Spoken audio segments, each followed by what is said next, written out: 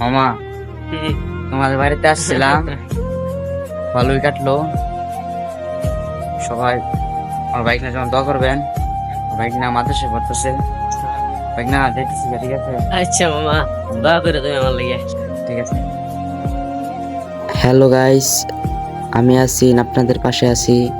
এখন বাইকনাকে বিদায় দিয়ে দিলাম। বাইকনাকে বললাম, বাইকনা তুমি বাড়িতে যাও, আমি যাইতেছি বাড়িতে।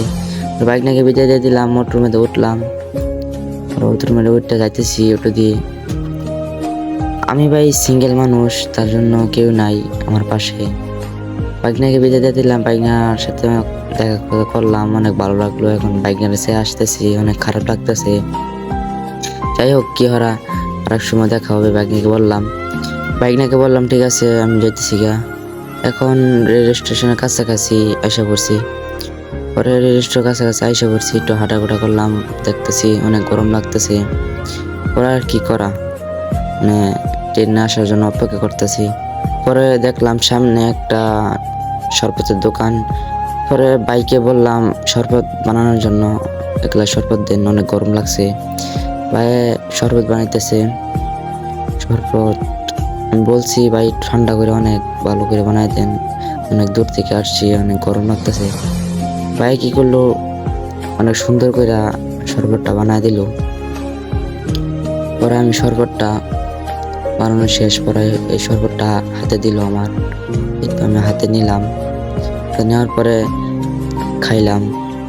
অনেক ভালো লাগতেছে, মনটা অনেক শান্তি লাগতেছে। খাওয়ার পরে বললাম, মানে পুরো কলেজে ঠান্ডা হয়ে গেল। রেল স্টেশনের সাইডে একটু হাঁটাঘোড়া করতেছি ট্রেন আসার জন্য। পরে ট্রেন আসা পড়তেছে, এখন ট্রেনে উঠবো। ট্রেন আসার পরে ট্রেনে উঠবো, তার জন্য ট্রেনে ওঠার আগে একটা ভিডিও করে নিই।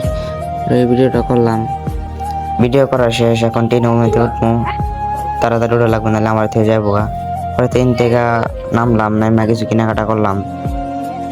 কিনা এরা পরে বাইরে যাইতেই মামাতো ভাইয়ের সাথে দেখা।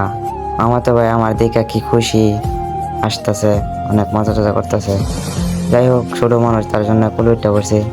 যাই হোক, জানি না ভিডিওটা বেশি একটা ভালো হবে না, কারণ আমি জীবনে প্রথম করতেছি। যাই হোক, আপনাদের পাশে আছি ভালো করে ভিডিও দেওয়ার জন্য। ভালো থাকবেন, আল্লাহ হাফেজ।